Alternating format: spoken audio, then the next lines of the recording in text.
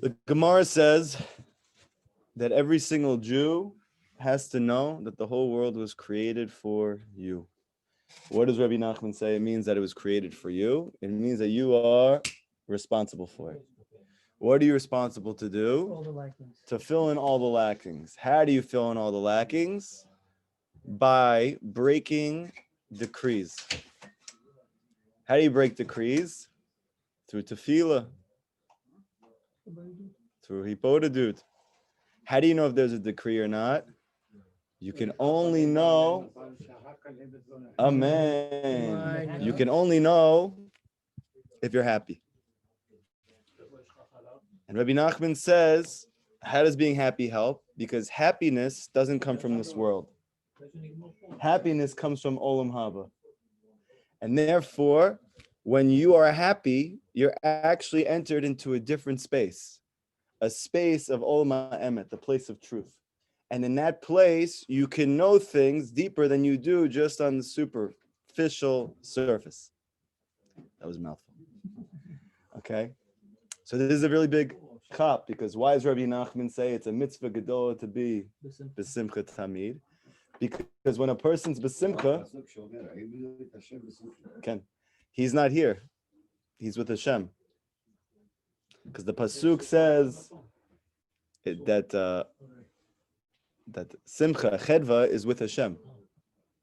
Meaning that the only joy in the world is with Hashem.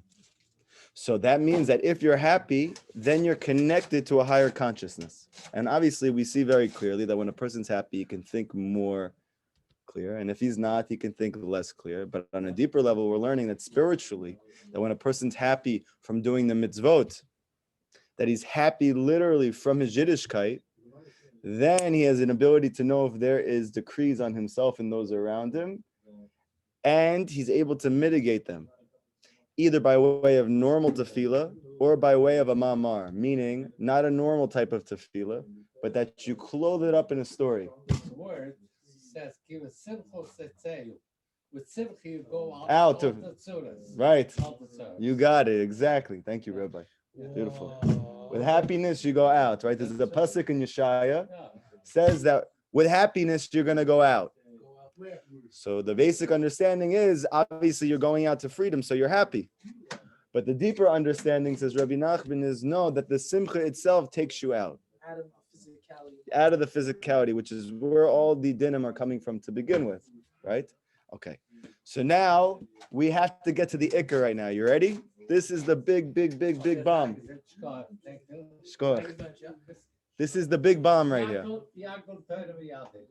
Amen. This is the big bomb right here. You ready? Why is it that we're not happy? So you're going to say it's because I ain't got no money. What are you going to say? Because of my shalom bayit issues. Or you're going to say, because I have low self-esteem. Or you're going to say, because nobody likes me. Or any other host of reasons. My heart was broken, X, Y, and Z. There's many reasons why we could say that we're not happy. Comes Rabbi Nachman to bring one of the yasods of Breslov Chassidus, the life changer, the one that nobody wants to look at. You ready? Aval tzarich lefanot et hamochim mechochmot chitzoniot umachshavot zarot mechametz. The only way to be able to attain joy, simcha, which only takes place in the heart, is to remove chametz, because the chametz covers over the ability to be happy. That the chametz of the mind influences and causes the trials and tribulations of the heart. We know that Pesach is the time of Geula. That Chazal say in many different places that the Geula is going to take place on Pesach. So much so that I believe it was Rav Moshe Feinstein, he used to have a bag that he packed in his closet. Maybe it was the Havetz Chaim, I forget which one. And he literally, what? Yeah? Yeah, he used to literally have his bags packed, and every Pesach, he would wait for Mashiach to come. And when Havetz Chaim, and when he didn't come, he would cry because he was so sure that this is the time that he comes. Okay? Now, Pesach is Geula. Good. However, there is no Pesach if there's no Bedikat and Bior Chametz. Right? There's no Geula unless you first burn the Chametz. Is it true or no? Again, there's no Geula, meaning there's no Pesach, meaning like the Arizal says, Pesach, the mouth that speaks. The Rabbi Nachman says the entire exile was they couldn't speak. Why couldn't they speak? Why couldn't they be heard? Which is really what it means, because Rabbi Nachman says sometimes when a person speaks, he's not really speaking, he's just talking. But for you to have what's called speech, speech means that you are manifesting a change in the world.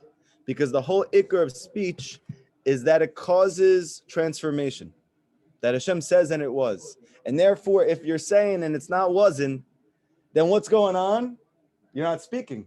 So why aren't you speaking? Why aren't you having Pesach? Because there's still chametz.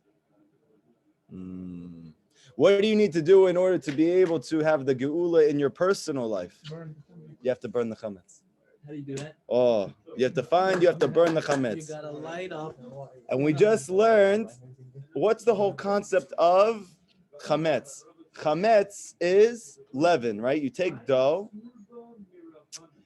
and the dough rises. What's the concept of something rising? It means it's above what's absolutely necessary, right? If you have, let's say, a balloon, if the balloon is lifted up and you expand it, so that's not the actual balloon, that's the air in the balloon. It's not absolutely necessary for there to be the balloon. The balloon exists, okay? Now, we know that Rabbi Nachman says elsewhere in Likutei Moharan that what's the whole cause of sadness? So you would think it was from all the host of reasons we spoke about before, plus a million others. Comes Rabbi Nachman again to make a chiddush, which doesn't seemingly make a lot of sense until you understand what we're saying now. He says the whole cause of atzvut, sadness, is motarot, excess. Oh, right, excess thoughts, excess. Amen. Excess anything, right? It's something I thought a lot about. But on the simple level, what is excess? What is he speaking about? So anything which is excessive is actually the cause of sadness, okay? Now, obviously, when you connect it to depression, which we know depression is rooted in thoughts, even though the sadness actually manifests in the heart, so what type of excess is there? Excessive thinking. What does Rabbi Nachman stress all the time? That you should be b'simcha, but he also says that you should be tamimut, simple. What does it mean to be simple? It means I have one thought. I'm with Hashem. And any thought about besides how can I be closer to Hashem, Rabbi Nachman says it's an excessive thought. You don't need it. How am I going to get married? You do this, you also get married. Well, how am I going to make money? With this, you'll also make money. Yeah, but what about all my planning and all about this and all about that? So this all comes from the Western civilization that has convinced you that there's no ability for you to achieve results in your life except through excessive mental, as Aaron London, our cataclysmic member of Tzion Breslov Project says, he calls it mental feces of the mind, which is really a nice statement. The mental feces of the mind. Oh, the secretary. Thank you, Benjamin. Secretary. Assistant to the manager. Assistant manager. Okay, so you have excess of the mind. Okay, but why am I having excess of the mind? Right? Did you ever want to stop thinking those thoughts? Didn't you ever want to stop thinking those thoughts that are bringing you down? Didn't you see, if you're Ashkenazi, a therapist who told you that this is causing all your problems? Didn't you, if you're Sephardic, just go home and sit at home and just be angry at everybody else and wonder, why can't I get rid of this anger? Why can't I get rid of these thoughts? Comes Rabbi Nachman to teach you that those negative emotions are the result of negative thoughts. And those negative thoughts are the result of chokhmot chitzoniut, secular wisdom, external wisdom, wisdom which is called excess. Shelo yachmitz et chokhmato b'chokhmot chitzoniut u'ta'avot. That doesn't rise, or let's say yachmitz, it's using the verb form. What is chametz? Chametz literally means to rise. But in the verb form, yachmitz means to sour. Yeah, chometz. So he's saying, what is the whole concept of chametz? It yachmitz, it sours. What is it souring? Your mind. With what? With external thoughts, right? Negative thoughts and taiva. Desires for a thing which is not beneficial for you.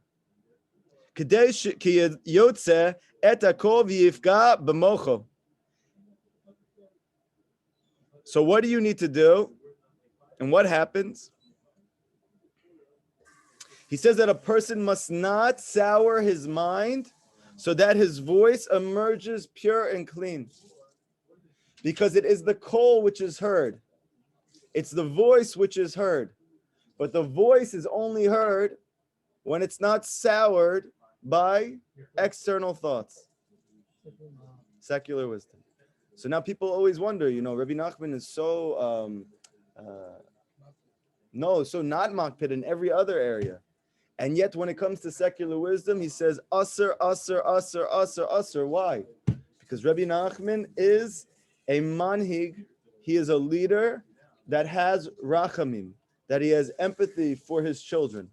And he does not want that he should go tell you to do hours of hibbodah, do it every day, so you should achieve complete transformation in every area of your life, only to fall short because you are learning or watching or investing or experiencing secular wisdom.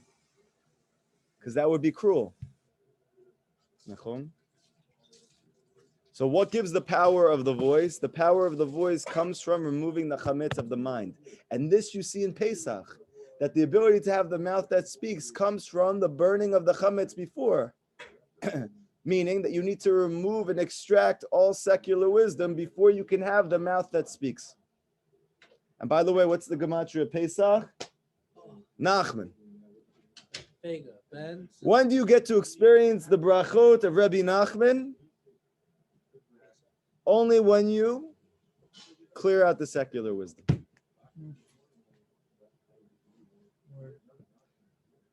Yitaved mimenu ra'am. And then once you completely remove all of the things which sour your mind, meaning excess wisdom, excess thoughts, excess period, then what happens is your voice comes out like thunder. Aval kishegagalta democha, it strikes your mind, and this is what causes the answers to your prayers, and this is what causes joy in your heart. It's the thunder that strikes the mind, the thunder that's coming out of your throat. However, what happens when it's soured with chametz? Then he says the mind is clogged, atum betuma, with impurity. Shikatu v'nit metem bam, like it says in Vayikra, because you will be made unclean by them. Meaning, the mind is made unclean by them. Azai ein kolo nishma, and then the voice isn't heard. Gam yishmo yirato, and he must also safeguard his yira of Hashem, his awe of Hashem, his conscientiousness of the presence of Hashem in life.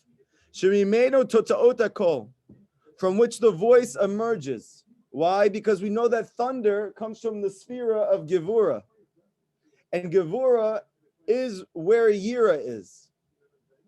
This is why we said that Yitzchak is the concept of thunder. And that's why it's Akedat Yitzchak, because the Akedah is from the ram. The ram is the concept of the shofar. The shofar is the concept of the noise that sounds like thunder. And that all comes from Yitzchak. Why? Because his yira was shalem. How did Yitzchak get like that? He never left the land of Israel. Meaning what? Rabbi Nachman says that the land of Israel is the concept of pure spiritual consciousness. Wherever I'm going to the land of Israel. It's the source of all other wisdom, all the other 70 wisdoms, but it's the root of it. It's the purest da'at. Yitzchak never left there. Oh, and we understand as well that when Yitzchak prayed to have a child for his wife already prayed before that and didn't get answered until Yitzchak joined the scene. And it's very clear from the pasuk, it wasn't answered in the merit of Rivka, even though that we know that many times the woman's prayers are more powerful than a man's prayers. But in this case, it's explicit in the Torah, it was in the schut of Yitzchak. Now they give different reasons for it. One of it is because the Or Chaim says that Rivka was, so to speak, a Baal Tshuva. She came from parents who were not so chashuv, and therefore she was mixed up in other things. She didn't have the merit of her ancestors. Whereas Yitzchak had his father, who he calls in the Perus, the Tzaddik Yesod Olam, Avram Avinu, and in the merit of the Tzaddik, Yitzchak got answered. That also works well with the things that we teach now. However, I have a chiddush, that the reason why Yitzchak got his prayers answered is because he is the concept of getting your prayers answered. Because he's the call of the shofar. Because he has perfect yira, because he never left the land of Israel. And he gives birth to Yaakov as a result. Isn't that what shofar? Isn't that the beginning? That's the concept of shofar blast. I'm saying no. Yeah, that's the beginning of this Torah. This whole Torah is a Rosh Hashanah Torah. So we have to keep that in the back of our mind. Okay? All the prayers go up through Israel. Very good, exactly. That's where the voice emerges. Like the pasuk says, Vera'am Givurotav, the thunder of his Gevura. It's in a pasuk. Meaning, where does thunder come from? Yira. And if you think about it, it makes sense. Who's the person who can literally scream to Hashem? The person who believes in him. Who can scream louder? The one who believes in him more. Nachon? You have a person who's going to go outside, he's going to talk to Hashem. And if he speaks, Hashem, how's it going? Today was like this, yeah. But if, let's say you see a person, he's a Breslov Chassid, his parents are Breslov Chassidim. You go to Uman, this kid never left, never saw secular wisdom, never saw nothing. You'll see him go out of his side of his house. What do they do at night? They're not going to the banya. They go outside, they look out the window, and they start screaming, Tate! And they start screaming at the top of their lungs. How are they able to scream so loud? Because they have yira. Because they have only a consciousness of one reality, Yud Kei Vav Kei, Hashem. Now I can scream. Didn't they say you're not allowed to scream? It's like Hashem can't hear you. Maze, who told you this? I read somewhere. It's like you're not allowed to. Secular wisdom that you read? No. That you can't scream. That Hashem can hear you even whispering, even he could know what you think. Yeah. I think that might be commentary on Amidah. There's a kabbalistic thing. Yeah, this is in the Amidah, you cannot be heard. The Amidah is different than what he's talking about in It's not general. because he can't hear you, it's because there's a whole kabbalistic thing of why you have to say quiet. Yeah, no. So for the Amidah, for sure, you have to be quiet. You shouldn't be heard. Okay, but when you're not in the Amidah, Hashem loves it. How do we see very clearly that Hashem loves it? When did Hashem save the Jewish people? Did He hear their whispers in their heart when they were being enslaved by the Mitzrayim? No. What about when they were struggling? They were crying? No. How about when they cried out? Hashem said to Moshe, "Go save the Jewish people." Rabbi Nachman said, I want my followers to be like wild animals. I want to hear them at night howling. Okay? But your only ability to howl like that is that you really, really, really, really believe that Hashem is there, that He's listening, and that He wants to help. And the only way to really, really believe that is that you have to remove the chametz of the mind. Okay? That's why it says here, Shelo yeh lo yirat chitzoniut. Because what is it that gets in the way of screaming to Hashem? You ever have that palpitation of the heart? You have anxiety, you have those fears. Where are those fears coming from? So you think they're coming from your life situations. They're not. They're called yira chitzoniut. Fallen fears. Okay, great. So someone also told me it's called a fallen fear, but this is a spiritual reality, meaning that yira is very, very holy. To have awe of Hashem is very, very, very, very high level stuff.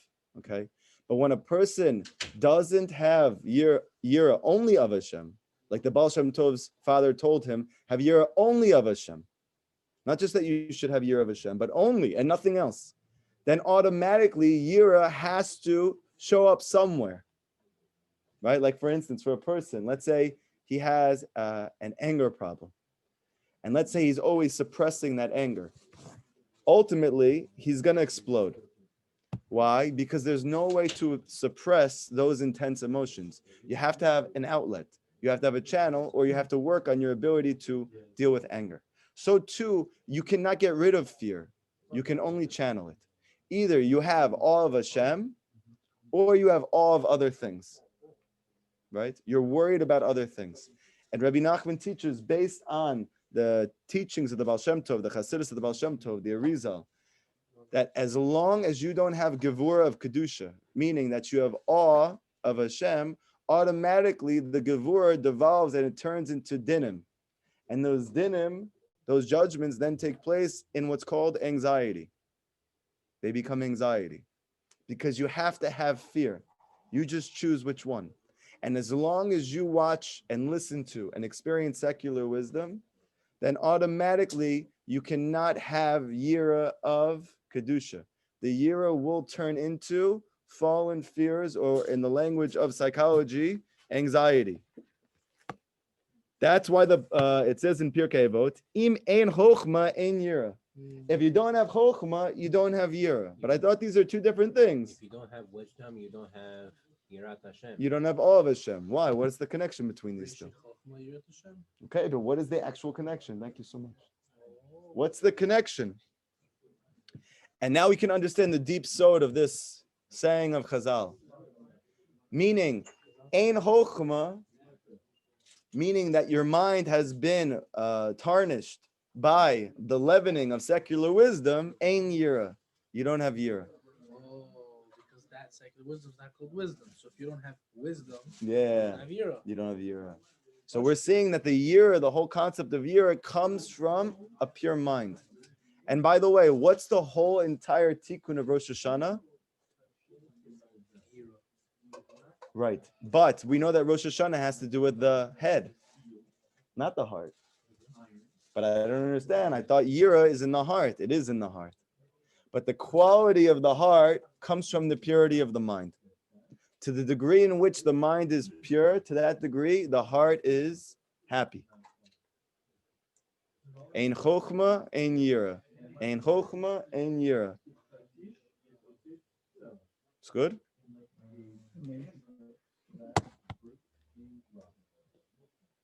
Im ein yira, ein chochma. And if there's no yira, there's no chochma either.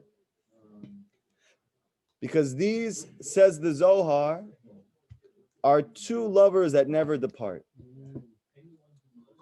Chochma and Bina. These are the two sfirot. Now, yira, when it's elevated, when it's holy, is found in Bina. And chochma, when it's pure godliness, is found in the sphere that's called chochma. And it's said about chochma and Bina, they're called Abba and Ima in the language of Kabbalah, mother and father. And this is not mother and father of 2021. Yeah, that the food is all over is all over the table, and the table's broken, and the kids are screaming in the back of the house.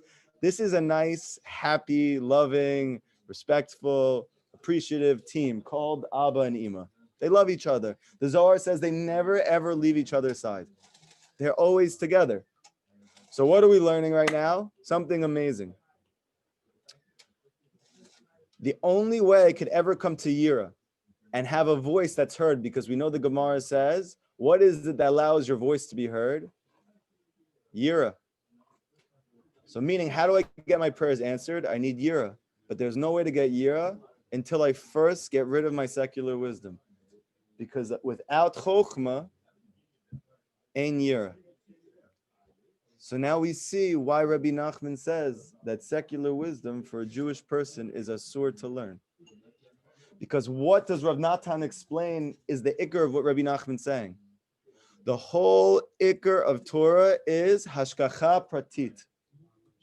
that Hashem is in control and the cause of every single thing that takes place in your life, everything. And the ikar of chokhmot chitzoniut, secular wisdom, is that the world is controlled by the laws of nature, teva. So he says automatically your ability to believe in hashgacha pratit is soured as soon as you expose yourself and internalize a wisdom which espouses, which gives over the opposite.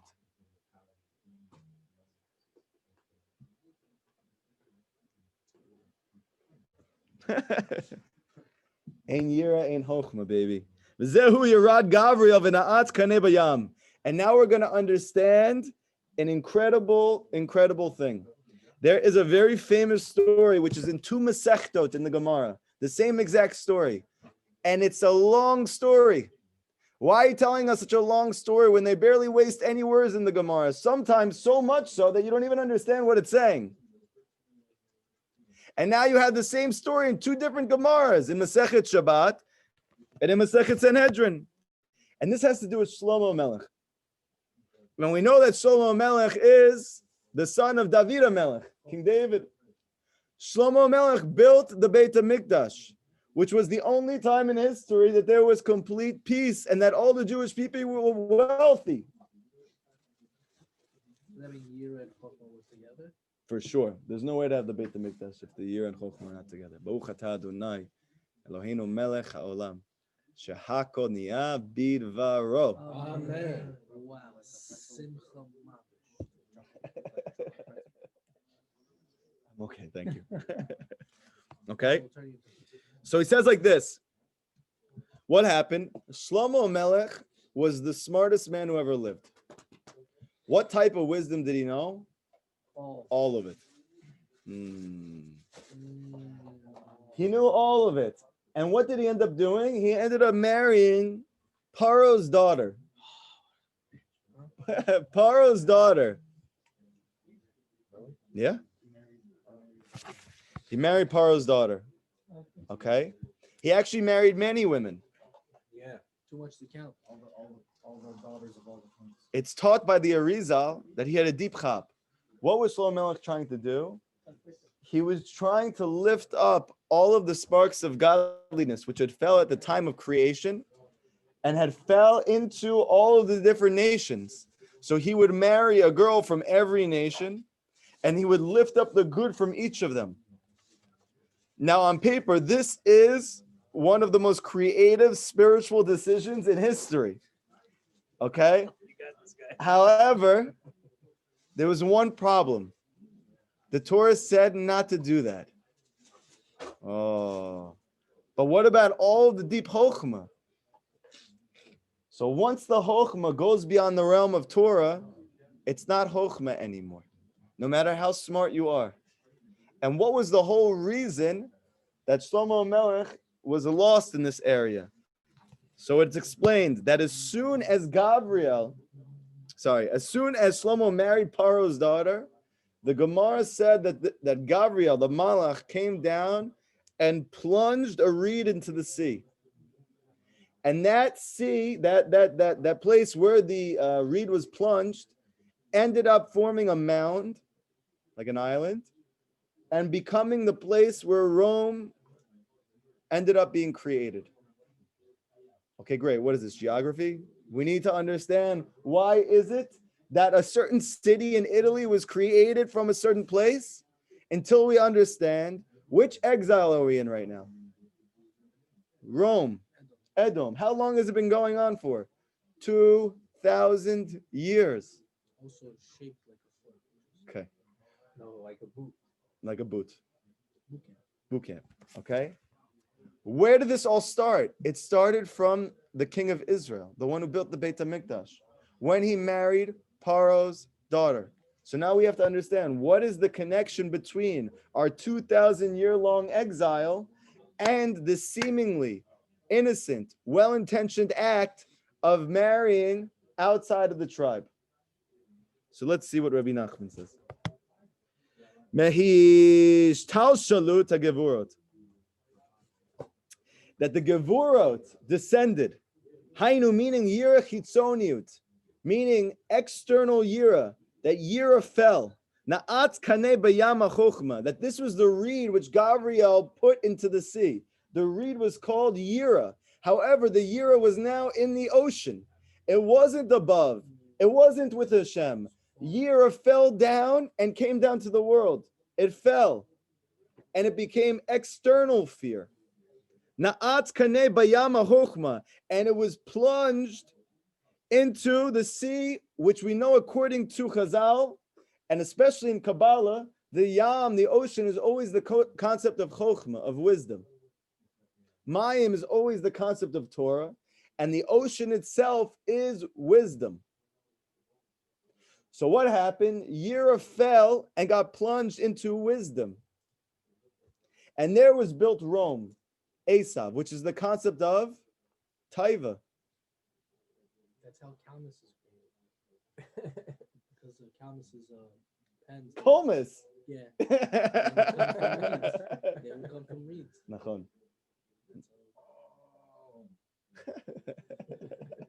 You're like, that's how you were created. This whole terrible process that we're talking about led to 2,000 years of exile. Now the Kalmus is teaching us. Oh. It was plunged, the reed was plunged into the sea. And now, what is Rabbi Nachman? Can you guys guess so far? Can you make an analogy between what we just learned? What do we say? You can't get your prayers answered because your mind is soured. Why is your mind soured? From excessive secular wisdom, which has caused external fears of the heart, which has taken away your simcha. So what is the reed that was plunged into the sea? Fallen fears. And where was it living? Where was it existing? In the ocean, in the wisdom, the chokhmah. Your mind is the place of chokhmah. Chokhmah, your mind needs to be pure for your mind to hear your call, right? Because we're saying like this. When you pray to Hashem, so to speak, the answers or the shefa comes down from the mind. Your voice strikes your mind and brings down shefa, which then clears out all of the external fears, anxiety, sadness, which is in the heart. So again, the quick process. I scream to Hashem. I call out to Hashem like thunder. That thunder strikes the mind. That mind then produces another type of thunder, which hits my heart, and that expels all sadness. Okay, but how do I start that process? You need to have a voice that's like thunder. But as long as your mind is soured by secular wisdom, then when you scream out, it just bounces off the mind. It doesn't strike it. It doesn't strike it. And then when your mind isn't striked, it doesn't bring down that thunder, which shakes out all of the sadness and all of the anger and all of the confusion and all of the taivas of the heart. Okay? So that is the reed, meaning the external fears, is plunged into the mind, the yam, which was blemished. So let's see what it says. Kanada bechinat kol, because the reed is the concept of the voice. Hayotze mea kaneh. Kaneh. This is a reed. A reed is the concept of the voice. Because why? The kaneh, the reed, is the aspect of the voice which is released from the kaneh, which is the windpipe. Right? The same way that you spell reed is the same way that you spell windpipe. Are you with me? Yeah. By the way, we should also just In Hebrew is also the windpipe. Also, the reed that was plunged into the sea is also excessive external wisdom, right? Oh, very good. Somebody went a little bit ahead in Likutei Moharan. I'm very proud of you. Very good. No, I'm just kidding. You're just a genius. Okay, so listen. He's staying away from secular wisdom. Let's see what it says. That the kol is the reed, is the windpipe. Hainu ayudei hishtal shalut gavurot, meaning that through the devolution, right? An evolution would be to elevate up, right? To evolve, to grow, to progress. Devolution is the opposite. You devolve. Is that a real word? That's a real word. It comes before E. It has nothing to do with devil, okay? It's de, yeah. De-evolution. Yeah, but that's not, it's called devolution. People Right. say devolution? Nobody says de-evolution. Right. Degeneration. It sounds better because Degeneration. degeneration, devolution, okay? Shehi bachinat susfita didahava. What is that? This is the concept of gold dross. So we know that when you want to make gold, Very familiar with this. yes, this is your you guys' heritage and ancient pastime, okay? When you want to make gold, when you want to make gold, you need to put it through a crucible, a fire. And what happens to the gold? It melts, and all the impurities come out. And what you're left with is pure gold. Gold in Kabbalah is yira. Yeah. Silver in Kabbalah is ahava, love. Silver has to do with Abraham, and gold has to do with Yitzchak. Okay? So what is gold in the Torah? Gold is yira shlema, Yerushalayim, complete yira. Now we can understand why is the gematria of David the same gematria as gold? Because David's city is Yerushalayim. He builds up Yerushalayim, meaning what? He has complete yira. Oh, same good. Same gematria, Zahav, gold, Yeah. David. Yes. Yes, okay? And who is the one who's able to scream out to Hashem? David HaMelech. Because he comes from the side of Yira. Malchut comes from the side of Yira, okay? Yitzchak. So now we're saying like this. For you to have gold, though, you can't have any dross. Because if you still have the impurities, you don't have gold. It's valueless. Just like your voice, which is called Zahav, gold, thunder, it doesn't have power unless you remove all of the chametz, the gold dross. Right, that's exactly how gold is. You have to sift out the Impurities. A lot of Jews were poor. Yes, Because like they left Egypt and took all the gold. yes. They lifted it up. They took all the fear out. Yes. Yes. They lifted up all the fallen fear, and they took the silver as well. This is a sign for us to All buy the gold. kindness. All of the fallen love, which manifest in sexual deviance. And So- then, but then we made the calf. So what does that have to do? Oh, so that was a fall. That was another fall. We had taiva for mammon. So our year fell. So to A speak. year fell again. No. We're not going to go into the whole thing with this. I know you guys are going to go crazy with the golden calf. Just 1 second. No. Hey, take it easy. Okay? So now he says like this. Yira chitzoni nishar kol na'utz ba'atimat haseichel. Because the secular wisdom and the external fears, the voice remains plunged in the mire of the intellect, and it can't be transmitted to the bria, to the creation. So listen to what he says here. The ikar. V'haika, lo lefach. Wow, I just had a chiddush nifla. Rabbi Nachman says the main thing is not to be afraid at all. But how can you not be afraid at all? Only if you don't have external fears. And the only way not to have external fears is lishmur mocho shelo yachmitz, that you protect your mind and make sure it doesn't sour through external wisdom. And this is why the pasuk in Tehillim says Ga'ar Chayat Kaneh, that David HaMelech, who's the concept of perfected fear, perfected yira, uplifted, elevated yira to the extent that his voice is always heard. That's the concept of David. He's malchut. His voice is heard. He says, rebuke the beast of the reed. Right? Ga'ar means to rebuke. Chayat means a wild animal. Kaneh is the reed. What does the Zohar say on this? Listen to what it says. Michael, listen, off the phone. Kide'ita b'Zohar, like it says in the Zohar. What is the reed of the chayat that he's speaking about? So the Zohar says the kaneh is the reed, meaning the stick of the chet.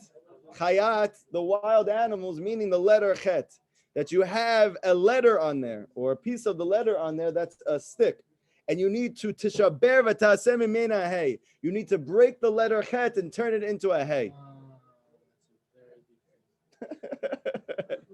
You need to take the letter chet and you need to break it and turn it into the letter hey. Because what's the first letter of chametz? It's a chet. And what happens when you break the chet and you turn it into a hey? You flip the letters around, it's matzah. So the Zohar says, how did we get matzah? We needed to break and destroy the chametz. And the only difference between chametz and matzah is the reed of secular wisdom. How do you get Pesach, the mouth that speaks? How do you get Geula in your Hibodedut, that Hashem hears and answers your prayer?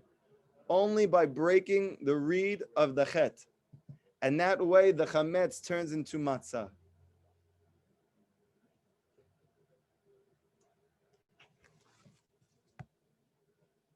Hainu, meaning Shalo Tachmit Chochmatcha, that you don't allow your mind to sour. V'zehu Lashon Ga'ar, this is the language of the word Ga'ar, to rebuke, Lashon Mariva. It's the concept of conflict.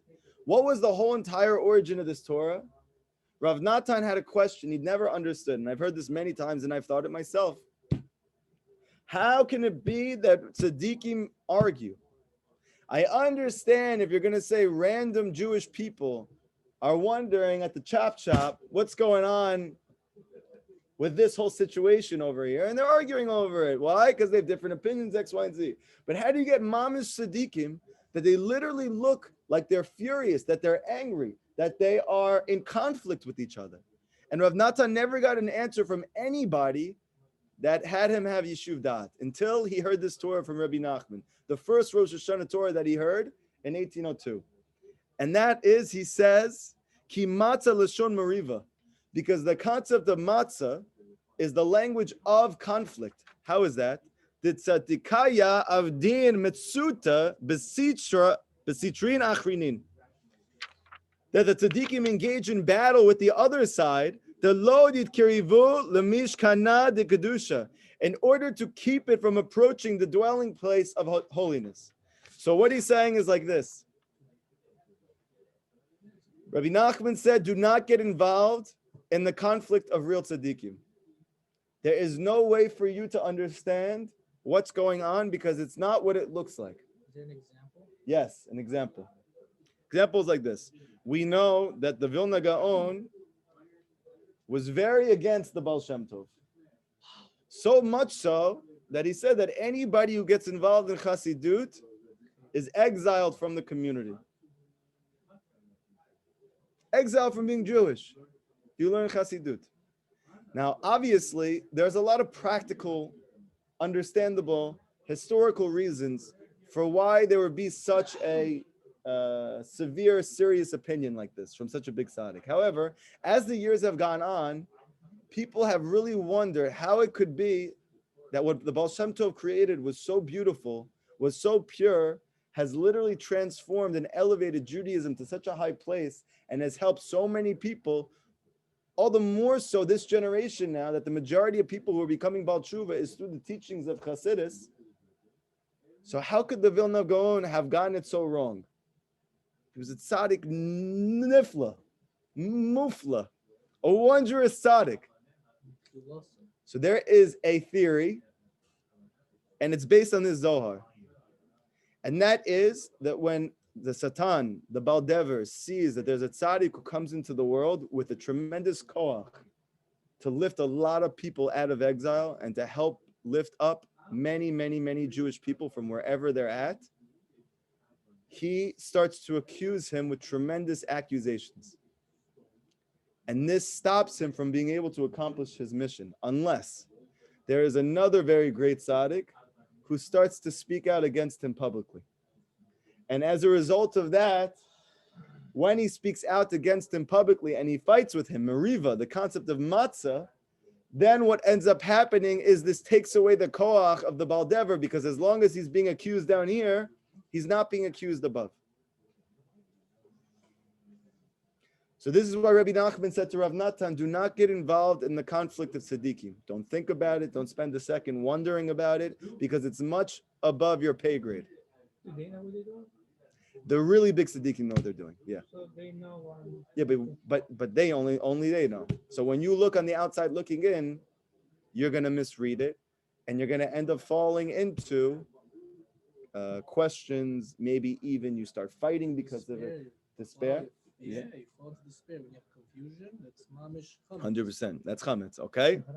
Also, external fears. That's right. Beautiful. Hainu meaning.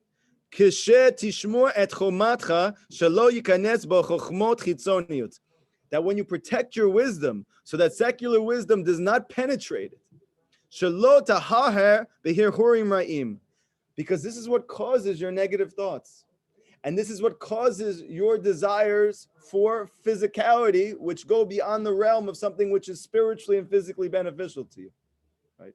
We think that why do I have, let's say, a taiva for wasting seed? You're going to say, because I'm normal, because I'm a man who lives in 2021, and this is the way that it works. Comes Rabbi Nachman to tell you, you know where that taiva comes from? The newspaper you're reading. Or the 3 bagels and a half you had this morning. But we're saying it comes from secular wisdom. That taivas of the heart actually come from excess of the mind. And it ends up devolving into the heart. And then it's expressed through the heart in these ways. I told you guys this many times before. All the women who are listening, please close your ears. Exit them. I'm muting all of you. Okay? Even though we know the concept of the Brit applies to women and men alike, the Iker is with men.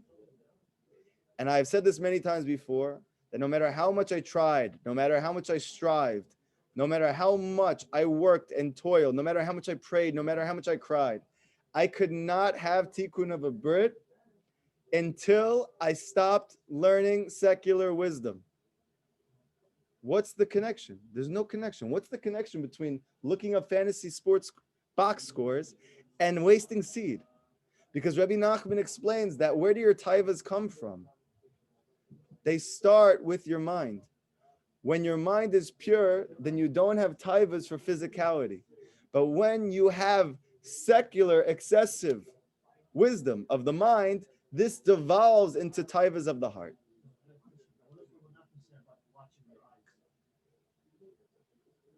You got to do it. What do you mean? You hear what he's saying? Anything which is external, anything which is excessive to the mind, which we know the mind and the eyes are connected, obviously. The eyes are the window to the mind. So you need to safeguard them very, very much. You need to really protect your eyes, and not just from women. Rabbi Nachman is saying that secular wisdom is what a woman is to the Brit, secular wisdom is to your mind. Just as tricky, just as problematic, even more so, because what ends up happening is that whatever takes place in the mind ends up devolving and expressing itself in every other area of your life.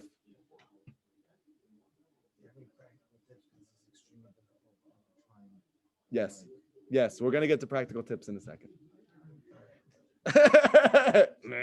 Just 1 second. Okay, so he says like this, because this is the concept of the kaneh de sitra achra. What was that reed that was plunged into the ocean? The ocean represented the wisdom of Eretz Yisrael, the wisdom of Torah, pure consciousness of godliness.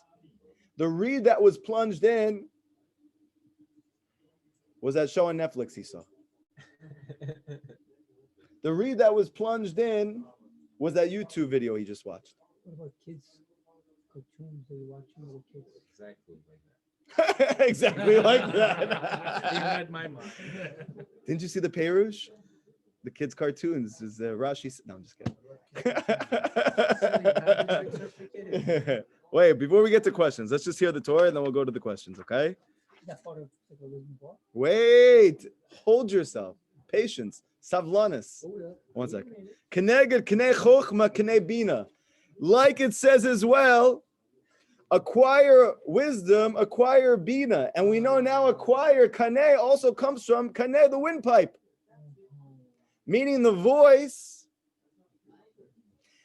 is the result of the chochma. So Malchut can help you acquire Choch. Yes.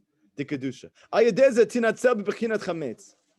That through acquiring only wisdom of the Torah and excluding the wisdom of anything else, as a result of this, you protect your mind from chametz, which is the sitra demota, the side of death, according to the Zohar. Because the Zohar says that whenever a person is learning Torah, or his mind is in the realm of spiritual wisdom, he is literally attached to the tree of life that was in Gan Eden.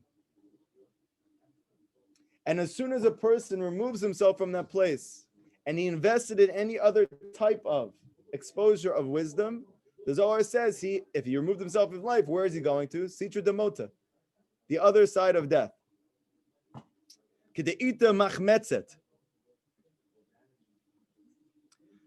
which is the concept of machmetzet, says the Zohar, which is what? That is machmetzet, which means to sour or to leaven. The Zohar says it comes from the two words chametz and met, leaven and death.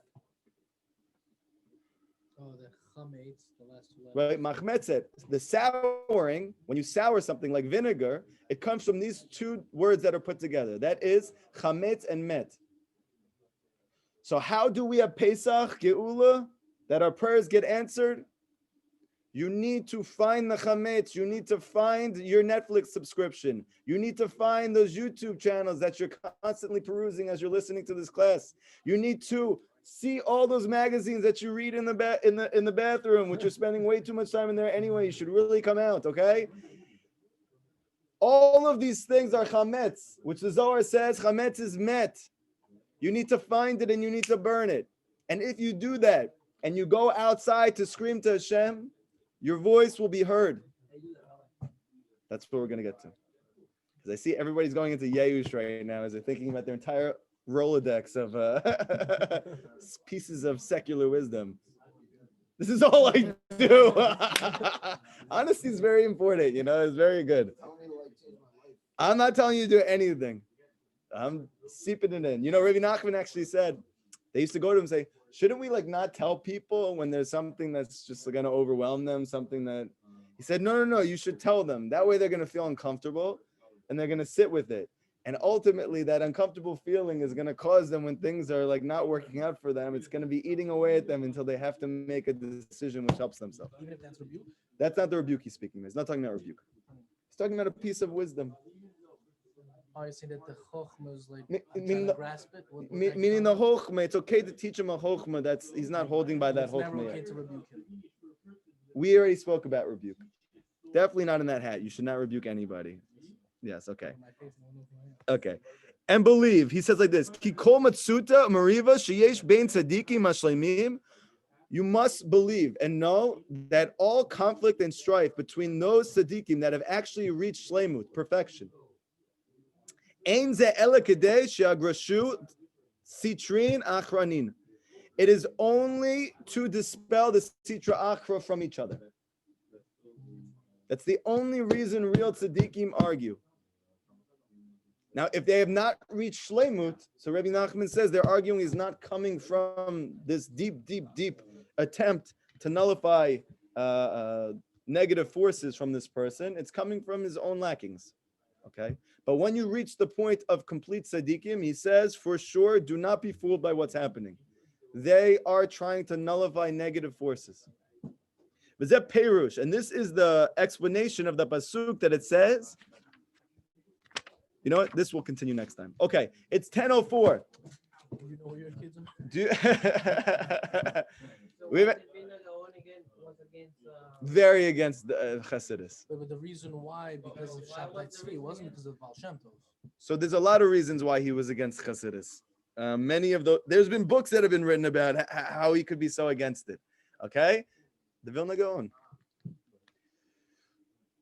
They called them Mitnagdim. They said we are against Mitnagid. I call myself against this. This is my title in life. Okay.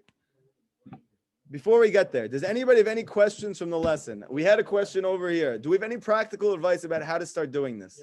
Yes. Okay, good. I have practical advice for you. This is a brand new month. It's coming up. Tomorrow. I know where you're going with it. Tomorrow night's Rosh Chodesh? Okay. Yeah. Anybody want to do a challenge with me? With it. Yeah? 1 second. What do they call it? November, you grow out your beard, something like that? No Chef November. Okay. We're going to have Shvat. Give me something witty. Okay, Shevet comes from the word Shabbat. How do you have Shabbat rest? You have to destroy all secular wisdom. I have an idea. We do a 30-day challenge or a 28-day challenge. Everyone with me? 28 days, no secular wisdom. Okay. Okay. So what does that? Wait, hold on. We'll do it together. What does that mean? What is that entitled? That Stop watching old 90s movies on your YouTube. Okay. What about 80s? No. What? Yeah.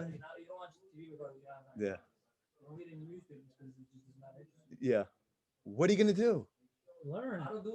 Blow your nose. No, I'm just kidding.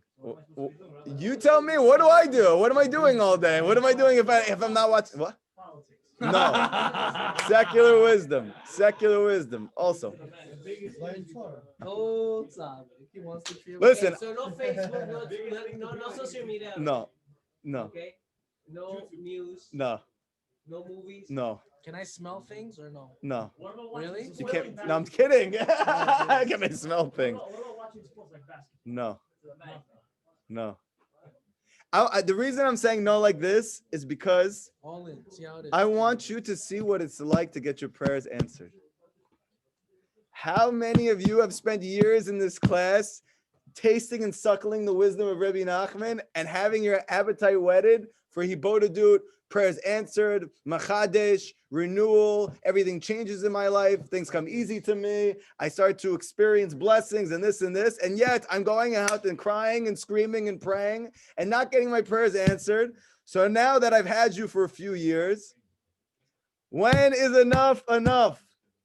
I know for me, when I was in your guys' stage, which was a few years of that, ultimately it got to the point of how can I be so invested and not take that one final step that's going to help me to get my prayers answered, that I could have a voice like thunder, that I could get those tefillot answered and break the decrees in my life. And what did I do? I'll tell you what I did. Okay, I was on my own though. I didn't have a chabur like this, a beautiful chabur of boys who were trying to come together and transform ourselves.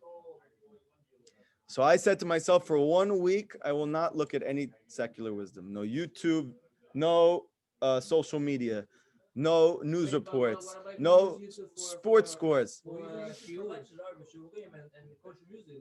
You have filters on your thing so no advertisements pop up from anything? Yeah. Okay, good for you. Yeah, I bought that yesterday. Yeah. Just pay for YouTube Premium. Or I know a way where you can get YouTube for free. We'll talk about it. No, you know. Okay, we'll work on it after. You can work on the practicals after. Oh, yeah? Okay, listen. No, what do you mean? Stealing. What's? He's telling us something. He's talking about that he could get YouTube free. Oh, we're not talking about this. Okay, no illegal stuff right now while we're on the camera. You guys can talk about whatever you want afterwards, okay? Listen, so the point is like this. For 1 week, I said to myself, that's it. I can't take it anymore. I'm praying, I'm crying for an hour every day. How long can I do that and not get my prayers answered? It's killing me. Wait a second, what's the point of doing people do this? Is that Wait, because the Hippolyta is what allows you to stop doing this.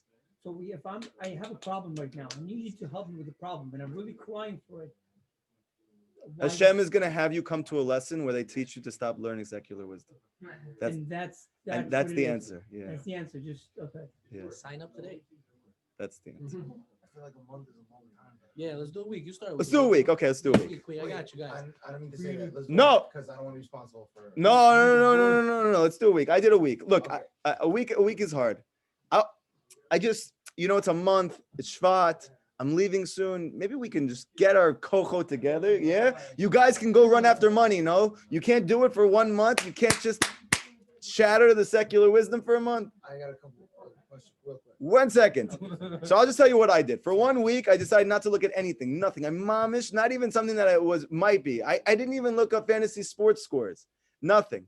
Not even the scores. Nothing. That week was the beginning of a huge change in my life.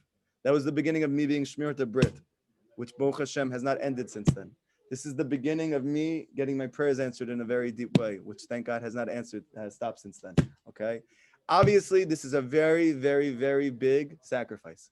Obviously, this goes completely against every fiber of our culture, every fiber of our generation, every fiber of our physical present reality in 2021. However,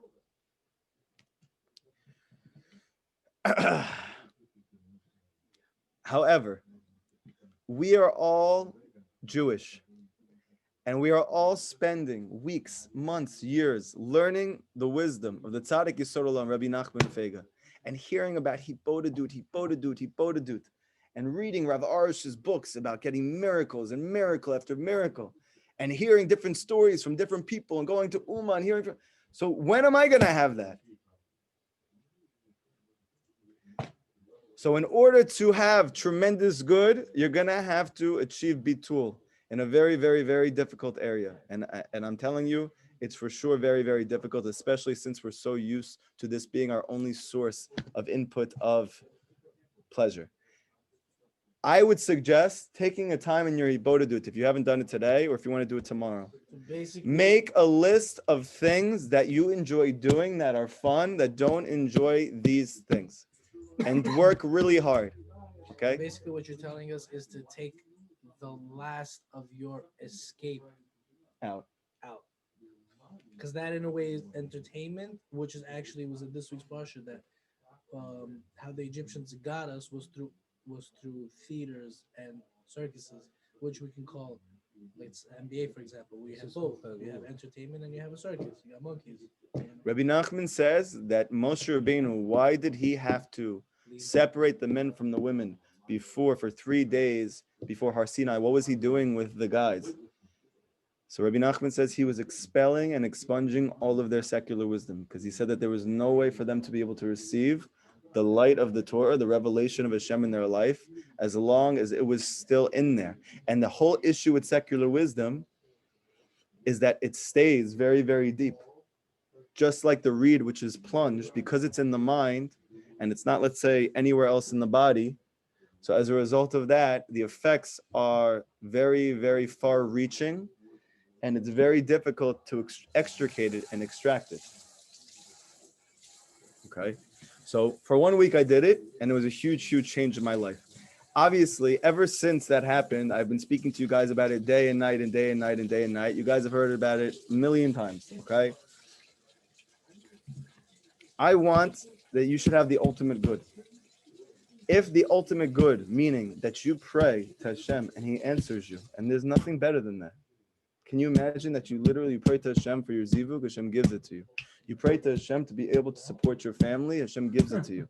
You pray to Hashem to be able to achieve peace in your house. Hashem gives it to you. You pray that the thunder strikes. And like Rabbi Nachman says, the ikr of this lesson, that you achieve simcha, that you're happy. What's the one thing that we're running after more than anything? What's the reason we watch all these things? Because we want to be happy. That's the only reason you look at these things, is because that's your source of joy. But that source of joy, Rabbi Nachman says, is the source of your actual sadness. That when you're not watching it, that's what's making you sad. And then you have to go back and get it more. And then it's making you sadder, and you go back. And it is a vicious cycle. It's not your friend. It's hurting you. You know, I get videos from people, and even though it could be a Torah class, I don't know. I won't look at them because I refuse to sour my mind. Is that why you're ignoring me? Yes. That is the reason sometimes why I won't look at things. And I say, I'm so sorry, and I have to say something so it's like not weird. And the people, obviously, they're not learning these things. It just looks fanatical. But when you learn this lesson, you see how it's like black and white. You just see how clear it is. So you're going to have to... You're driving around, and all of a sudden you turn around, and there's a bus that's passing by. That's not the same. That's not the same. Half naked girls are standing there. Okay, first of all, nobody needs to know what type of stuff you're looking at when you're driving your car, okay? Especially not on camera. What is in that situation? It's like, is that secular wisdom? Michael, he's talking about You what you're actively going choosing, to do that. actively doing. Start with that. No. Well, it could be after you've seen it. They're like, doesn't mean that could be that actively choosing. Yeah. Okay. Okay, so What about with like relationships? Like, stop talking to people. No, I'm just kidding. Go ahead. no, I'm saying people Good who, answer. people who have wives or people who they're dating or want to get married or whatever. People have wives, like the wife wants to watch a movie or whatever. You know what I mean? You can't, or if you're dating someone, you can't be like, what kind of movies do you like? Oh, Taken. watching movies. Father. You say, oh, the funny thing about You sound movies crazy. are, and then you just. You sound crazy. I know. So what do you do? Okay. What if she wants to watch This, it's a very good question. The question is like this: what am I gonna do in these situations, right? Let's say, for instance, your wife watches these things because it's normal, and what are you gonna say? I'm sorry, I don't watch anything. Yeah. It's weird. And what if I'm dating and I want to get married? And I'm gonna, oh, what type of, what's your favorite show? I look at the sole of my foot.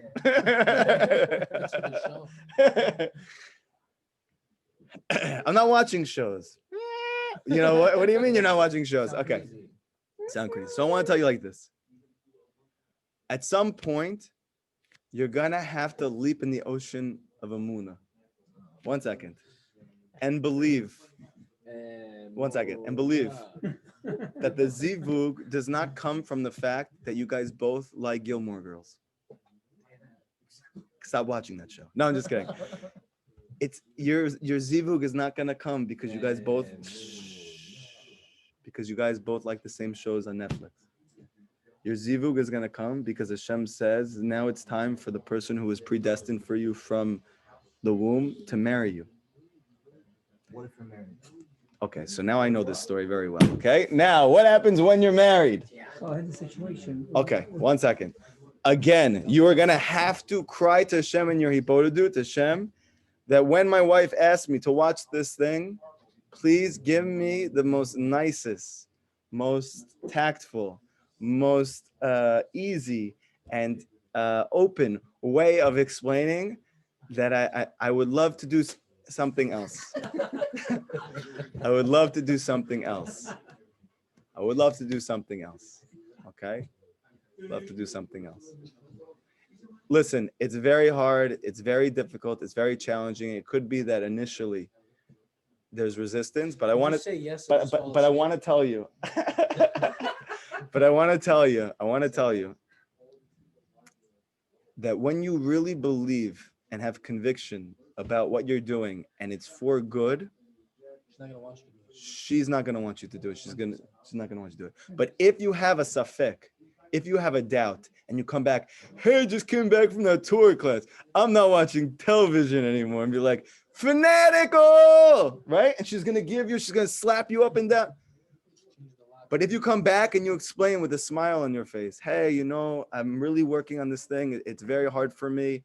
I feel that when I'm not watching this, I feel a lot better. I feel like I could be a better husband, a better father. I feel like I'll have more time to work and support the family. I feel like, whatever it is that you feel, and you will see. Completely not reciprocating on that. You have to have faith. You have to, mamish, throw yourself in Hashem, cry to Hashem, Hashem, please help me. Please, please, please help me. I have done it. I know it's very difficult. It's very arduous. It's very, very painstaking. However, I will tell you, she will get on board. She will be on board if you mean it. If you mean it from the depths of your heart, and I'm telling you, she will respect you. Your wife does not love you because you watch the same shows as you. She loves you because you love her, because you make her number one in your life, because she feels that you are always there and she's never going to leave you, and you're supporting her and her ability to live and be happy. And if you have all those things and you say, by the way, I'm sorry, I don't watch, I'm trying this month not to watch shows. I did a challenge with the guys in my class. She'll be like, oh, that's crazy, and then you just do it. And then from there, be like, oh, what about that challenge? Oh yeah, the challenge is over. Are you going to want? No, yeah, I feel so much better. So I think I'm just going to, and she didn't do it for a month yet. So things are not what they seem. You should know that your wife is your Ezer Kenegdo. When you mamish believe in what you're doing and you go for it, she will be Ezer eventually. She will help you. But in the beginning, if you don't mean it, and it's still hetzi, you're not fully committed, she's not going to support you. She's going to be connected. I have a question. Yes, Mike. So can I write the first to do? Yes. So look, so on social media, I put like an hour a day only for Instagram, Snapchat, whatever, and I use it only like I told you before for business purposes, I understand. or for like lectures and stuff. Or Yeah. marketing. So now I deleted Facebook. I deactivated it. Just now? No, I did it a while like Okay. this week. Kol kavod. So but again, like I need it now because we're having a huge lecture. So I need it for advertisement. It's a good platform for like advertising and stuff. We're having a huge lecture. Yeah. You said. Can you pay somebody else to do it? I don't have to pay. I can just tell somebody to do it. Can you tell somebody else to do it? Yeah, but Not doing it. he might not have the people that I have on my front. You know, Can you give him your friends and he pretends he's you? No. Okay. Ignore it. So listen. It's Ultimate very, honestly, it's very important because you have everybody on one page. Mike. Like everybody just. Mike, I'm with you, seeing what you're but doing. Mike, I'm with you, but you have to understand that there's two levels of reality, okay? We have to hop this point, otherwise we're never going to understand anything Rabbi Nachman says. There's two levels of reality, and they both coexist and exist at the same time.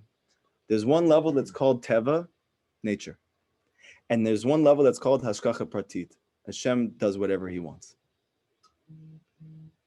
Now, there's nature, but Hashem does whatever he wants. But which one is it? Is it natural or Hashem does whatever he wants? It's naturally Hashem. The answer is, it depends which one you believe in. One night stands for. 1 second, Dave. That's a 1 second. chokhmah nifla. It depends which one you believe in. Meaning, for sure, if you want to have a class that you have a lot of people come, and naturally there's no way to do that except to market it on a secular media platform, so then you're right. It's not going to work out. Hashem will meet you in that place of your belief. But if you stop looking at secular wisdom, Rabbi Nachman says, then you will believe in Hashkacha Pratit as a Jew. And if you believe in Hashkacha Pratit, then when you pray to Hashem, Hashem, please, I am doing this for you. I'm doing this for you. And there's a Torah class, and I want to bring out teachings for you. Help that this should work. Help that this should work. Help that this should work. Help that in whatever way it needs to happen, it takes place. Help me to place creative ideas in my mind, that just like when I'm trying to make money, I can be the most creative person in the world. Help me to be that creative, to not be involved in this thing, so that I can get my prayers answered. Because if I get my prayers answered, then I don't need a specific shadchan to have a specific girl who happens to like my TV show. mop top. And they don't have the haircut anymore. It's not cool anymore. Do you understand what's happening now? Do you understand what Nachman is trying to tell us? These mamish trying to break this idea of, for example, this table is here because it was here a minute ago. That's true, but Nachman is trying to tell you, no. The reason why it's here is because Hashem wants it to be here right now. That's right. Every moment. And do you know what type of chap that is? That means if I want to be anywhere in the world, I can do that if I believe that. Right.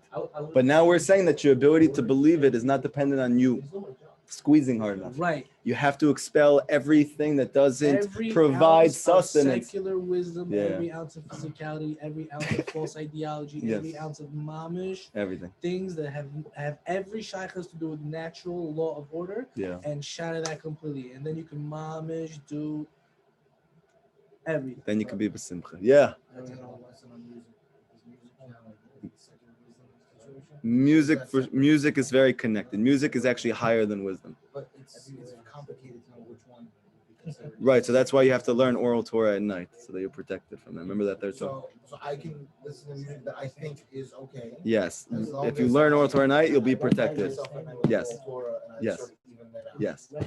It's not kosher music and do oral Torah. No. No. No. You Just try. in case You it's try. kosher, but just in case it's not kosher. but you- Meaning he's saying, what if I listen to music that I think is kosher, but the guy himself is not actually as chashuv as I think? So Rabbi Nachman says, by learning oral Torah at night, you're protected from any of the negative.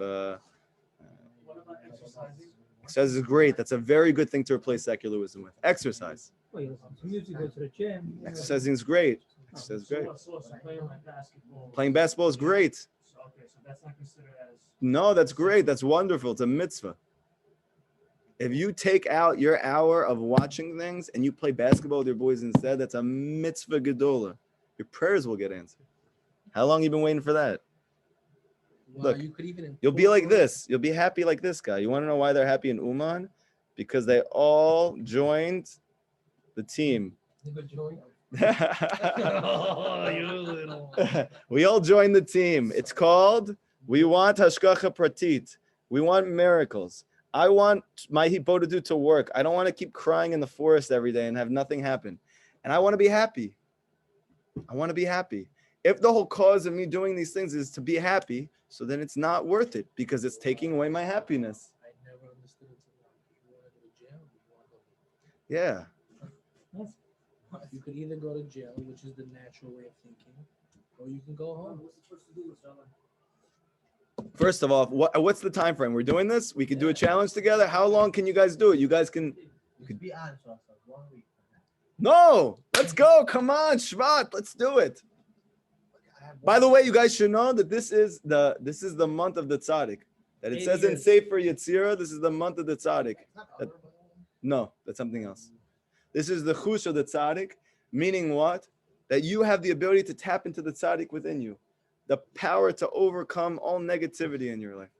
Let's go for a month. Let's do it together. Make like a little WhatsApp group with just the guys who are doing it. This guy is going to say, I'm crying. I have literally nothing to do. I don't know what I'm to do right now. And he says, hey, why don't you come over? Let's have some shashlik, something like that. And we figure it out. There's a way. I'm telling you, you know how I know? Because I do it. There is a way. And I'm telling you right now, if in the end, you're going to be besimcha, not from a video and not from a this, you're just going to be happy, stam, period. Because you don't have any souring of the mind. So you will thank me, you will hug me, you will kiss me after. Because what was happening before that, the only way for you to be happy is through some external means that you had to pay for, that you need to take time from in order to do. Now you get it for free. And now you're free. We're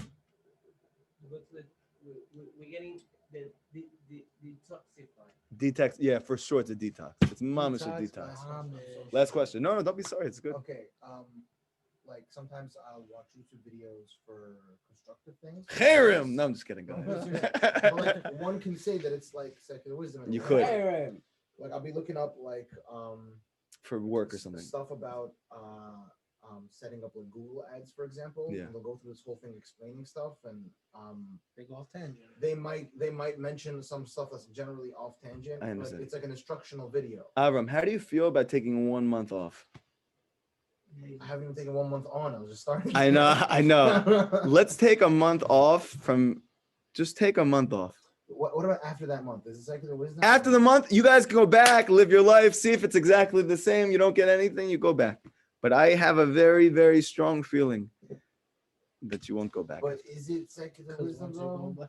What? Is it secular wisdom though? If I'm doing it for work purposes? No, it's not. But my concern is that whenever you go on these things, it's not like when you were in the 80s and you had a VCR and you could put in whatever tape you wanted. That's all you were getting. When you go on YouTube, you're not getting the thing that you asked for. You're getting 10,000 other things as well, including, yes, X, Y, and Z. And you just fill in every single category. Yes. What's number one, Rabbi? What do you mean? What are you asking me? What are we doing? What's the first thing that we're not doing? We're not on social media. What's next? Not on social media. Not watching YouTube. Okay. Not watching. What else? What else do we have? Nothing. No TV. Nothing. No. Nothing. No Isolate Facebook. Not isolating. You have to fill it up with fun stuff. You just I think TV is just the hard what? part. Yeah, kosher music's great. Listen to music. Listen to music. But that's what you do.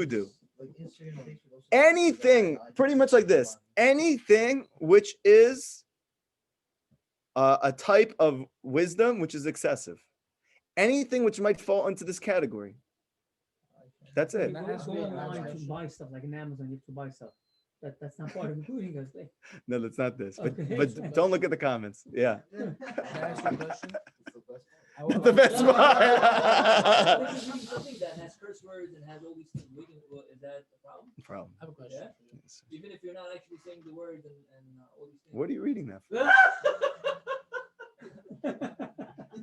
This is what I'm telling you. I don't know for a fact that everything that you're saying is an issue, but I don't want you taking such a big investment to literally to put yourself completely in and not have results from it.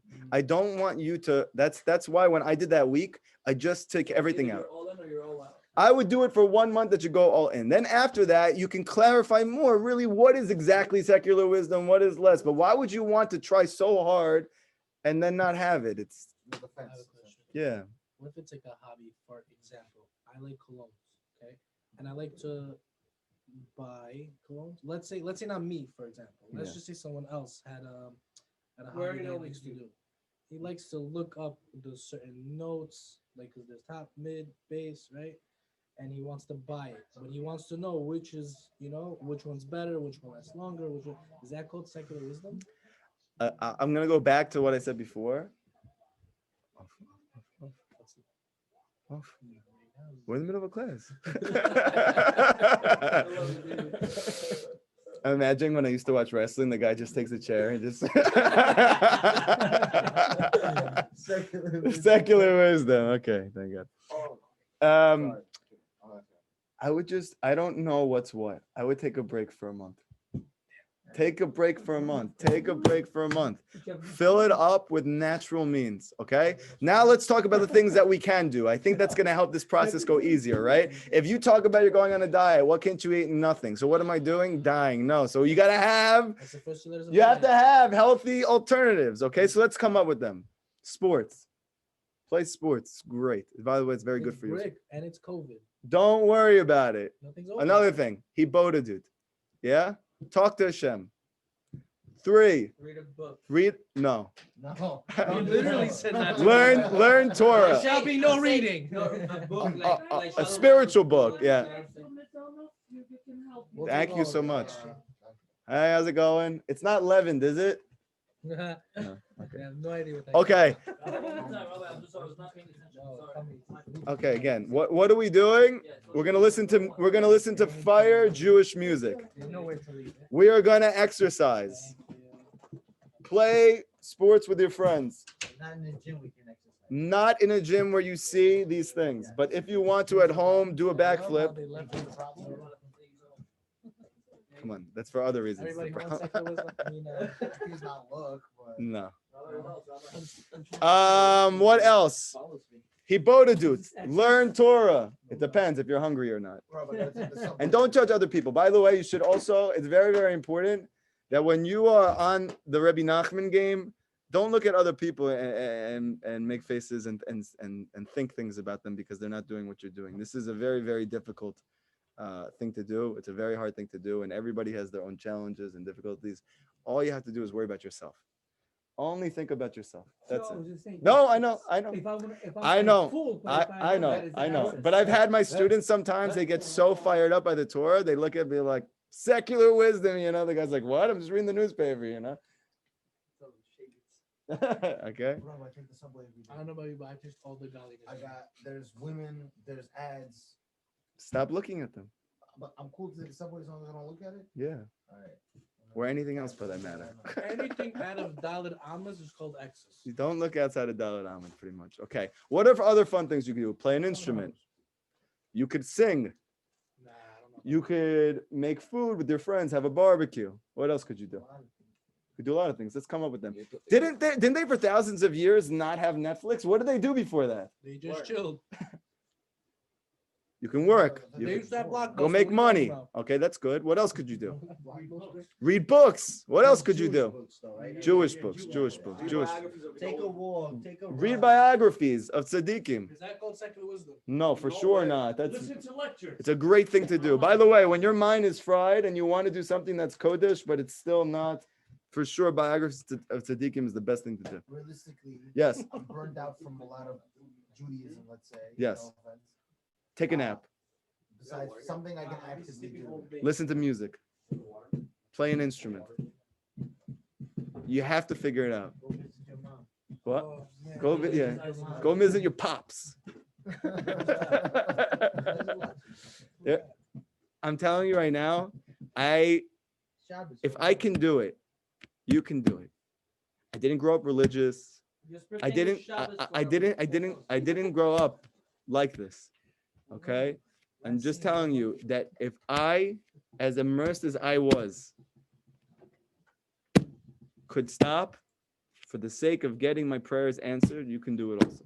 For the sake of being besimcha, something that I struggle with my whole life to be happy. That in the end, I'm going to let one thing stop me from being happy because the rest of the world does this thing. And Rabbi Nachman says it's the entire reason I can't do it. So ultimately, after doing hours of hibodedut every single day, I have to keep coming to Hashem and crying and saying, I need help. Give me eitzah. Give me eitzah. And then I open it up and I get this Torah and I'm like, I can't keep doing it. I have to try not to.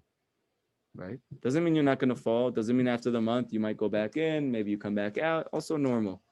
But you have to have a time you go for it. Okay? So is there a way to uplift whatever was?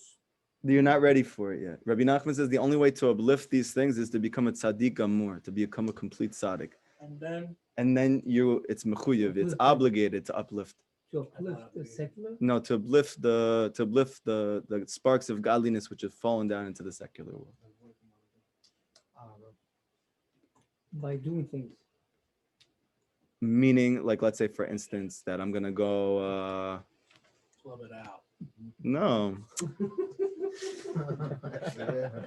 Let's talk about number 8. Torah number 8.